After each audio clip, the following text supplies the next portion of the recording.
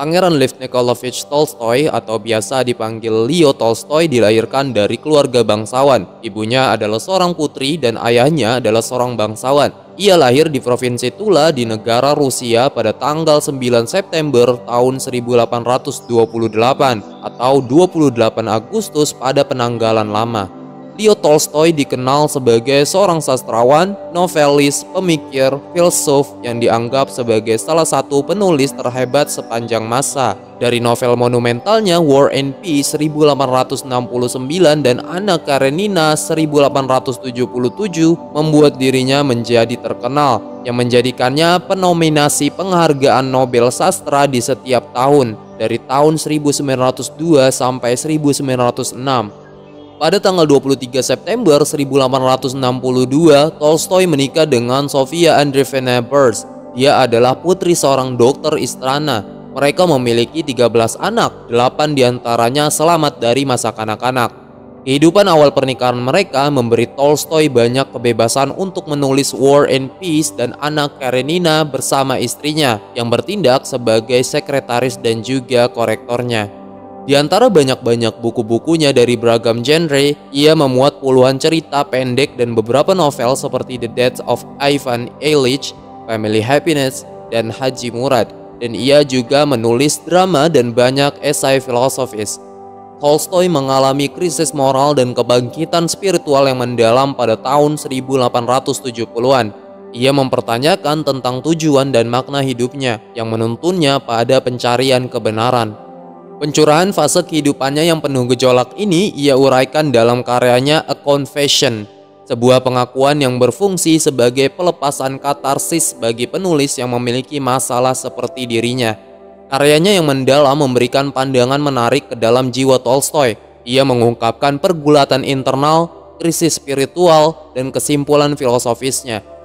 Dia menulis tentang disonansi antara peran sosialnya sebagai penulis terkenal dan kehampaan jiwa yang dia rasakan di dalam dirinya.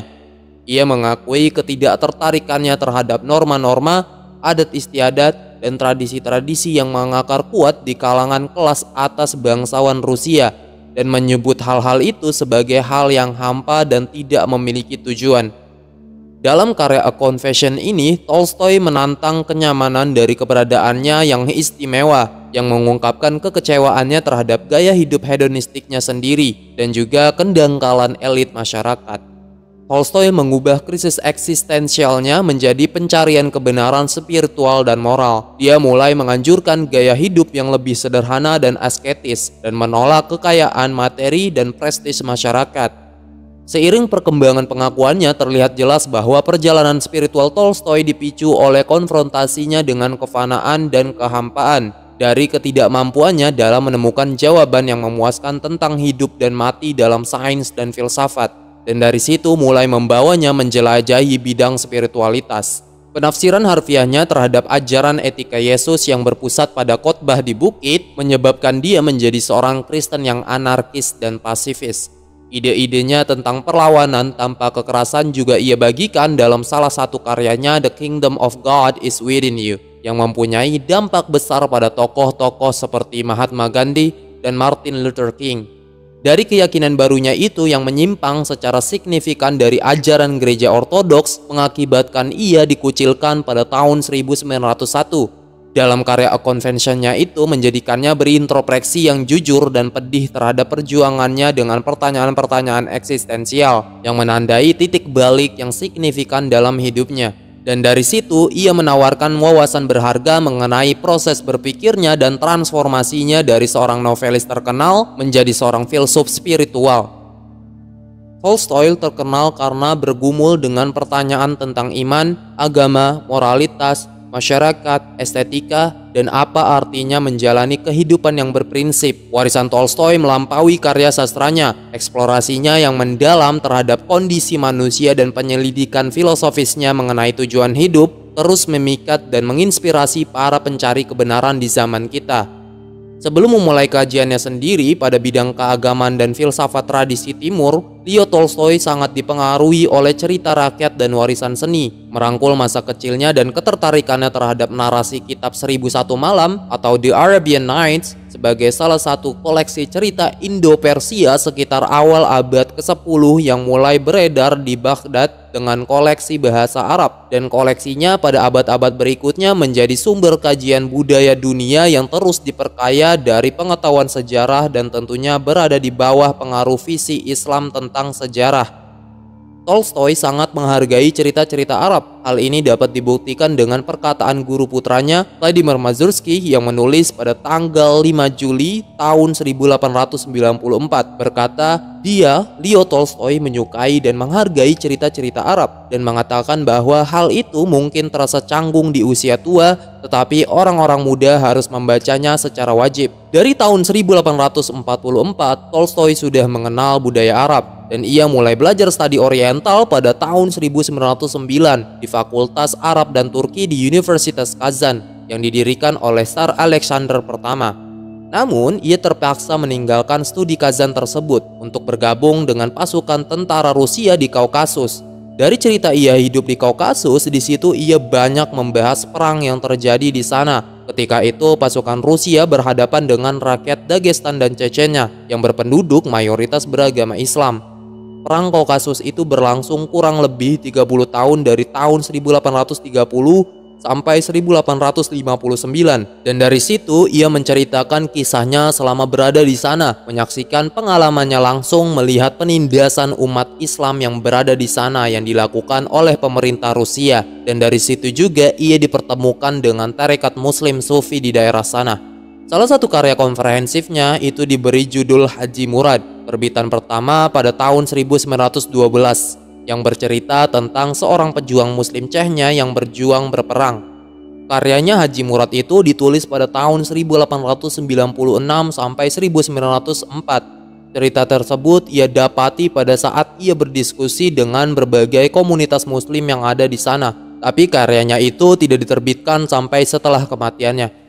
Dari kehidupannya di sana, mulai dari bertemu dengan kelompok tarekat Muslim Sufi dan dasar pembelajarannya tentang Islam yang telah dibentuk sebelumnya melalui cerita dan tradisi Arab, Tolstoy melihat Islam itu dari sudut pandang perjalanan spiritual atau tarekat yang secara tidak langsung menggambarkan karakter spiritual sufinya sendiri.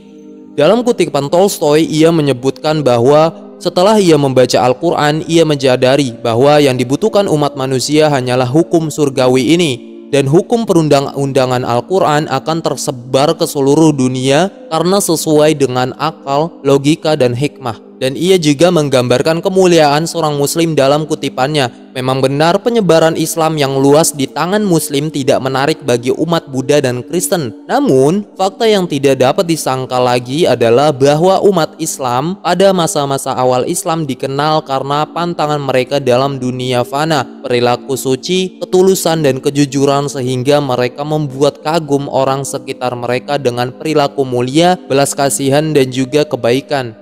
Dari cetakan kumpulan kecil pemikiran Nabi Muhammad berdasarkan seleksi hadis yang diterbitkan di India pada tahun 1905, Leo Tolstoy memberikan beberapa pernyataan terhadap Muhammad yang dikatakan olehnya, Muhammad selalu berdiri lebih tinggi dari agama Kristen. Ia tidak menganggap Tuhan sebagai manusia dan tidak pernah menyamakan dirinya dengan Tuhan. Umat Islam tidak menyembah apapun kecuali Tuhan saja, dan Muhammad adalah Rasulnya. Tidak ada misteri dan rahasia apapun di dalamnya. Dan ia menggambarkan tentang seseorang dengan visi yang tercerahkan. Ia mengatakan salah satu keutamaan agama Islam adalah memerintahkan perlakuan yang baik terhadap umat Kristiani dan Yahudi pada umumnya dan para uskup Kristen pada khususnya. Ia Muhammad memerintahkan untuk memperlakukan mereka dengan baik dan membantu serta mengizinkan para pengikutnya di antara laki-laki untuk menikahi perempuan Kristen dan Yahudi yang diperbolehkan untuk tetap pada agama mereka. Sebuah ajaran yang menyiratkan toleransi besar yang tidak tersembunyi dari laki-laki yang memiliki visi pencerahan.